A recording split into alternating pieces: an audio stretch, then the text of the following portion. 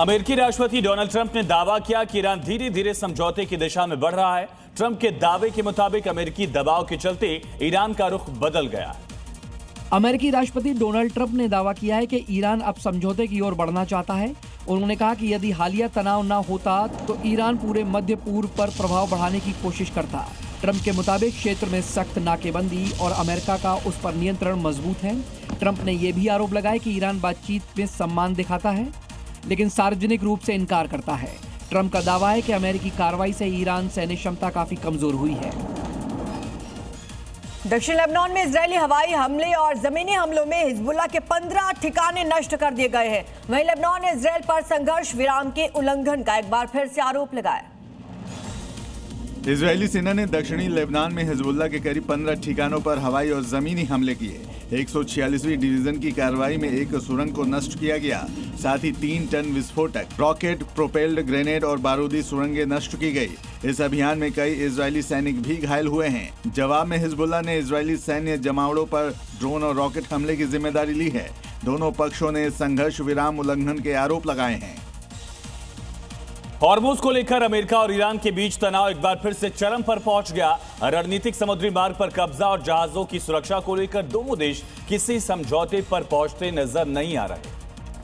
Hormuz को लेकर पश्चिम Asia में तनाव फिर बढ़ गया है। रिपोर्टों के मुताबिक अमेरिकी सेंट्रल कमांड इस रणनीतिक समुद्री मार्ग पर ईरानी नौसेना के प्रभाव को कम करने की कोशिश कर रहा है।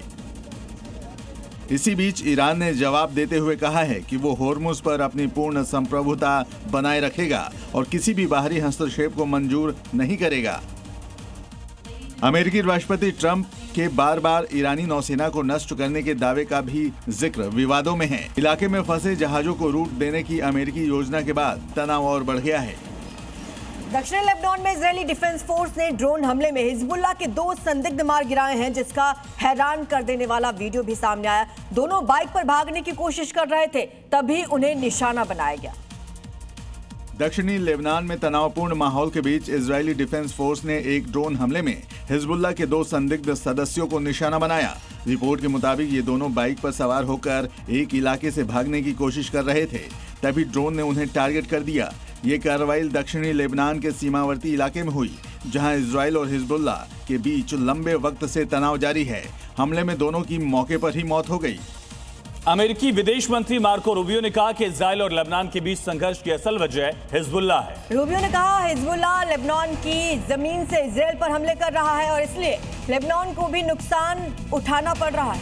मार्को रूबियो ने कहा कि अमेरिका चाहता है कि लेबनान और इजरायल की सरकारें बातचीत की टेबल पर आएं, बातचीत के जरिए समाधान हो। मार्को रूबियो का ये बड़ा